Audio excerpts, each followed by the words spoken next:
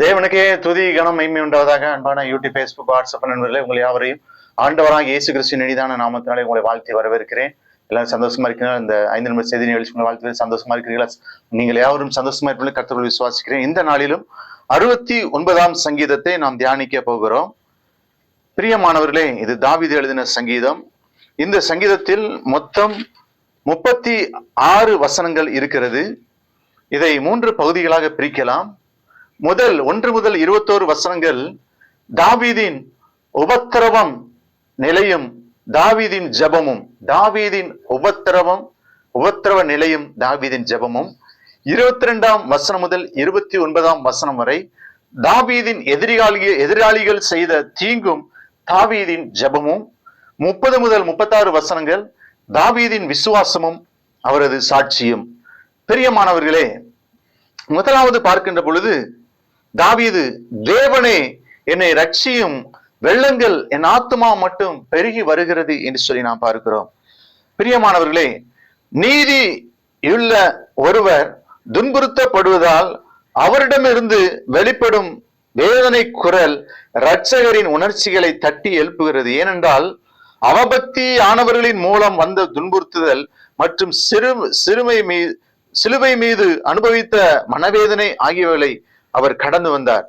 இரட்சகரின் உணர்ச்சிகளையும் கூட சிறை பிடிக்கிறது. அது போலவே மிகுந்த கஷ்டத்தில் கடந்து போகும் நீதிமானாகிய விசுவாசி தப்பிக்க வேறு இல்லாததை காணும்போது, கிறிஸ்துவை தேவன் அவருடைய பாடுகள் எல்லாவற்றிலும் முடிவாக விடுவித்தது போல அவர் தமது பிள்ளைகள் அனைவரையும் தமது சொந்தமான குறிப்பிட்ட வேலையில் விடுவிப்பார் என்ற நம்பிக்கையுடன் தேவனை நோக்கி தாவீது கூப்பிடுகிறார். அவர் சொல்லுகிறார் 3ஆம் வசனத்திலே, நான் கூப்பிடுகிறதுனால் இளைத்தேன், என் தொண்டை வறண்டு போயிற்று.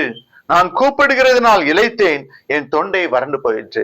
தாவீது அநேக நேரங்களிலே காடுகளிலும் மலைகளிலும் அவர் வாழ்ந்து வந்தார். பிரியமானவர்களே, ஒரு பக்கம் சவுலுக்கு பயந்து மலைக்கு ஓடினார். தன் சொந்த மகன் அப்சலோமுக்கு பயந்து அவர் மலைக்கு ஓடினார். பிரியமானவர்களே, இப்படி அவர் பயந்து வண்ணாந்திரத்திலே வாழ்ந்து வந்தார். அப்பொழுது ஆண்டவரை நோக்கி அவர் சத்தமிட்டு கூப்பிட்டு இருக்கலாம். சத்தமிட்டு கூப்பிட்டதுனாலே அவருடைய தொண்டை வறண்டு போயிருக்கலாம். ஆகவே வறண்டு அவர் சொல்லுகிறான், நான் கூப்பிடுகிறதுனால் இளைத்தேன், என் தொண்டை வறண்டு போயிட்டு, என் தேவனுக்கு நான் காத்திருக்கேன், கண்கள் பூத்து போயிட்டு சொல்லி பார்க்கிறோம். அது மாத்திரமல்ல, 7ஆம் வசனத்திலே, உமது நிமித்தம் நிந்தையை சகித்தேன், லட்சை என் முகத்தை மூடிற்று. இன்னைக்கு ஒருவேளை தாவீதின் வாழ்க்கையிலே அந்த அனுபவங்கள் நமக்கு இருந்திருக்கலாம். ஒருவேளை குழந்தை இல்லாதது நிமித்தம் நிந்தை வந்திருக்கலாம். ஒருவேளை வியாதி நிமித்தமாக நிந்தை வந்திருக்கலாம். ஒருவேளை மற்றவர்கள் நம்மை நிந்தித்திருக்கலாம். அவர் சொல்கிறான், லட்சை என் முகத்தை மூடிற்று, நிந்தை சகித்தேன், சகித்துக் கொள்ளுங்க, நிந்தையை சகித்தேன் என்று சொல்லி தாவீது சொல்லுகிறான். ஆகவே அப்படிப்பட்ட ஒரு சகிப்புத்தன்மை நமக்கு வேண்டும். 9ஆம் வசனத்திலே, உம்முடைய வீட்டை குறித்து உண்டான பக்தி வைராக்கியம் என்னை பட்சித்தது, உம்மை நிந்திக்கிறவருடைய நிந்தனைகள் என்மேல் விழுந்தது என்று சொல்லி நாம் பார்க்கிறோம். உம்முடைய வீட்டை குறித்த உண்டான பக்தி வைராக்கியம் என்னை பட்சித்தது. 69ஆம் சங்கீதம் 9ஆம் வசனத்திலே, தேவனுடைய வீட்டிற்கும் ராஜ்யத்திற்குமான அவனுடைய நீதியான வைராக்கியத்தின் நிமித்தம் சங்கீதக்காரன் நிந்தை, அவமானம் மற்றும் அந்நிய படுத்துதல் ஆகியவற்றை சுமந்தான். அவன் பாவத்தை குறித்து பேசி தேவ மக்கள் பக்தியில் புத்தெழுச்சி, சுத்திகரிப்பு மற்றும் சீர்திருத்தம் ஆகியவைகளுக்காக மன்றாடினான். அதற்காக ஆவிக்குரிய நிலையை சமநிலையை மாறாத முன்னிலைமை நிலையே சுகமாக இருந்தவர்களின் கைகளில் அவன் பாடுபட்டான் என்று சொல்லி நாம் பார்க்கிறோம். பிரியமானவர்களே, 27ஆம் வசனம் 28ஆம் வசனத்திலே, அக்கிரமத்தின் மேல் அக்கிரமத்தை அவர்கள் மேல் சுமத்தும், அவர்கள் நீதிக்கு வந்துட்டாதிருப்பார்களாக, ஜீவ புஸ்தகத்திலிருந்து அவர்கள் பேர் கிறுக்கப்பட்டு போவதாக, நீதிமான்கள் பேரோடு அவர்கள் பேர் எழுதப்படாதிருப்பதாக என்று சொல்லி நாம் பார்க்கிறோம். பிரியமானவர்களே, அங்கே சொல்லப்பட்டிருக்கிறான், அக்கிரமக்காரன் அவருடைய பெயர்களை ஜீவ புஸ்தகத்திலிருந்து எடுத்து போடும் என்று சொல்லி சொல்லுகிறார். நமக்கென்று ஜீவ புஸ்தகம் இருக்கிறது. நம்முடைய நற்கிரியைகள் எல்லாம் அந்த ஜீவ புஸ்தகத்தில் எழுதப்பட்டு இருக்கிறது.